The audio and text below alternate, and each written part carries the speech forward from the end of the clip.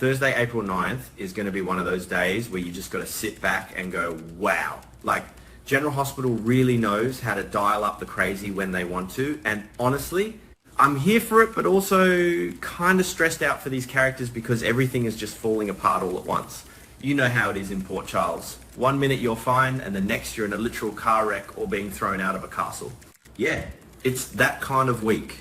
So let's talk about Gio first, because my heart just breaks for the kid.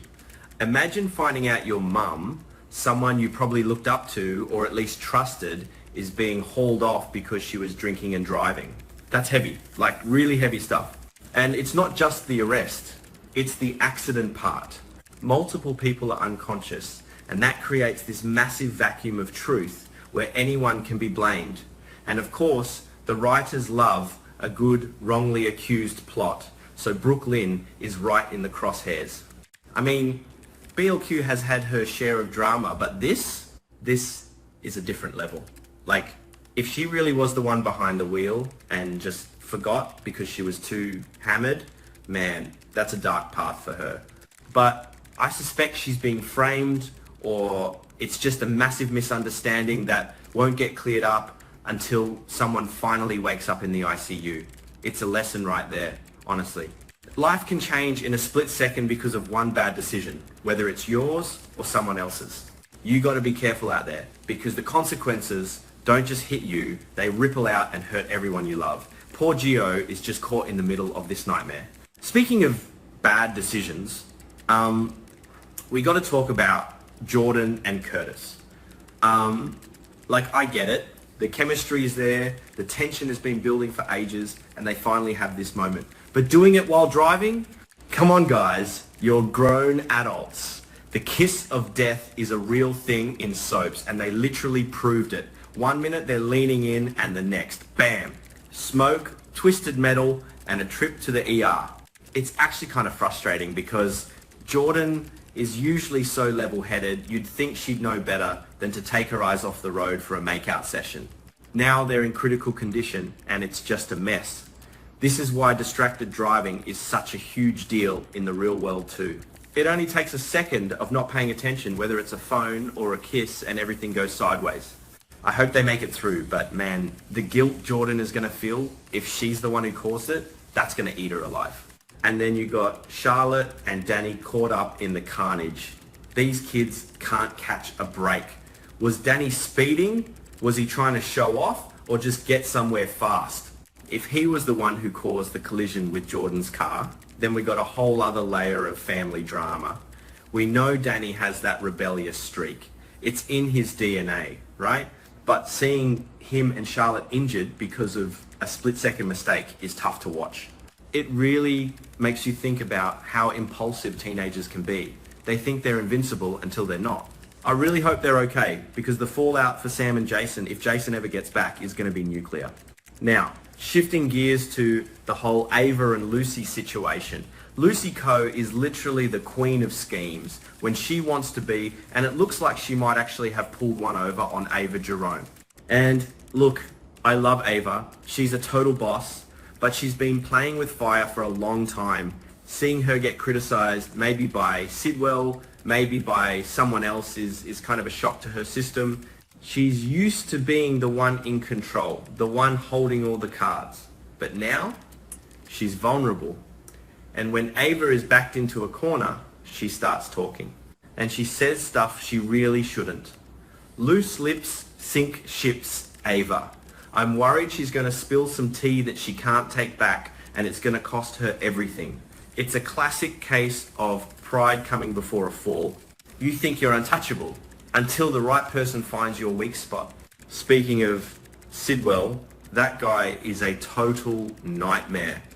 The scene at the castle, pure tension. Britt is literally fighting for her life. She needs those meds or she's toast. And Sidwell is just there being a cold-hearted jerk. He wants her out. He tells Cassius to get rid of her like she's yesterday's trash. And Cassius, man, I feel for him. He's trying to play this double game, pretending to be Nathan, trying to keep his bosses happy, but he clearly cares about Britt. She's family, even if she doesn't fully realize who he is yet. But what can he really do? If he steals the medicine, Sidwell will probably kill him. But if he doesn't, Britt dies anyway. It's a damned if you do, damned if you don't situation. Cassius is going to have to get real creative real fast. Maybe he can find a way to pit Cullum and Sidwell against each other like he planned. But Sidwell is way more observant than people give him credit for. He's already suspicious. It's like watching a train wreck in slow motion. You want to look away, but you just can't. And then we get to the shocker. Carly getting arrested. Like, what? She was trying to help. She was literally at the scene, saving people, and then the cops show up and put the cuffs on her. That is so typical for Carly's life. But then you see Valentine is there too, and things start to get murky.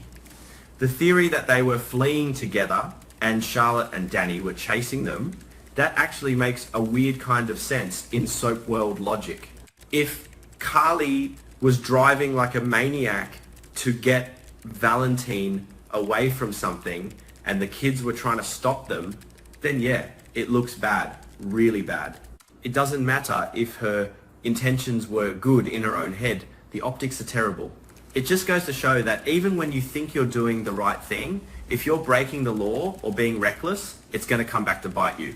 And Valentine being involved just makes it 10 times more complicated because he's always got an angle. Is he using Carly? Is she using him? It's a mess. Honestly, this whole episode feels like a giant lesson in accountability.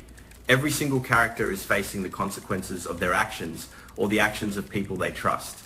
Whether it's Gio's mum and her drinking, Jordan and Curtis with their distraction, or Carly and her constant need to be in the middle of a crisis. Nobody is getting off easy this time. And that's what makes GH so good sometimes, right?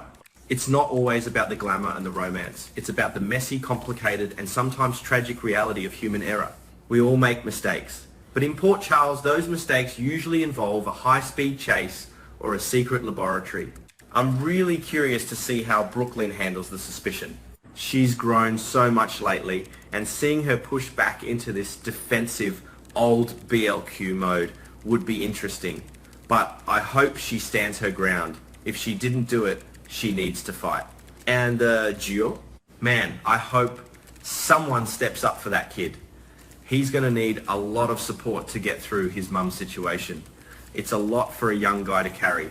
And Britt, please, someone get her the medicine. She's one of the best characters on the show, and losing her would be a travesty. Cassius needs to find his inner hero and just do the damn thing. Steal the meds, face the consequences later. Life is more important than loyalty to a creep like Sidwell. That's another lesson, isn't it? Knowing when to break the rules for the right reasons. Sometimes being good means doing something bad in the eyes of the wrong people. Anyway, that's my take on the Thursday spoilers. It's going to be a wild ride, and I'll probably be screaming at my TV the whole time. What do you guys think? Is Carly really responsible for the crash? Is Cassius going to man up and save Britt? And can someone please tell Jordan to keep her eyes on the road next time? Like, seriously. It's just, I don't know. Sometimes I think these characters never learn, you know? They keep falling into the same traps, but I guess that's why we watch. We want to see them struggle and then hopefully find a way out.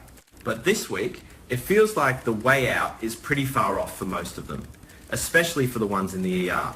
Praying for a miracle in Port Charles because they're going to need it. Everything is just so chaotic. It's like a puzzle where all the pieces are the wrong shape, but someone is trying to force them together anyway. And don't even get me started on the Lucy and Ava thing again.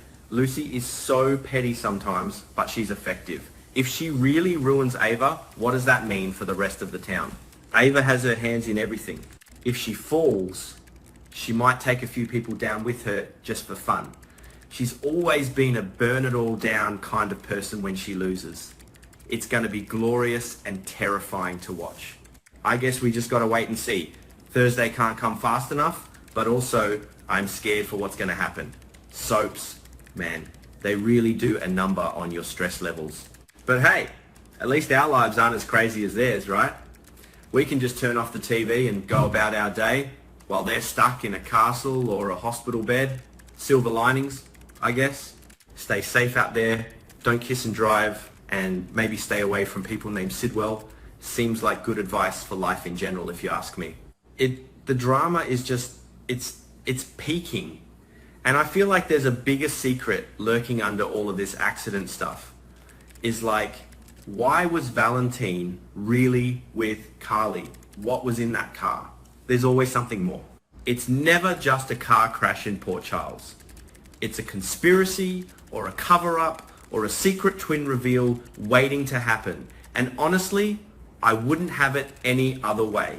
That's why we love GH. It's messy, it's loud, and it's completely unpredictable. So yeah, Thursday, mark your calendars, grab your popcorn, and maybe some tissues, because it's going to be a rough one. Gio, BLQ, Jordan, Curtis, Britt, Carly, everyone is on the edge. And I'm just sitting here wondering who's going to fall off first. It's intense, really, really intense. I mean, think about the educational side of this for a sec. We see these characters making these wild mistakes, and it's easy to judge them. But it's a good reminder for us too. Accountability matters.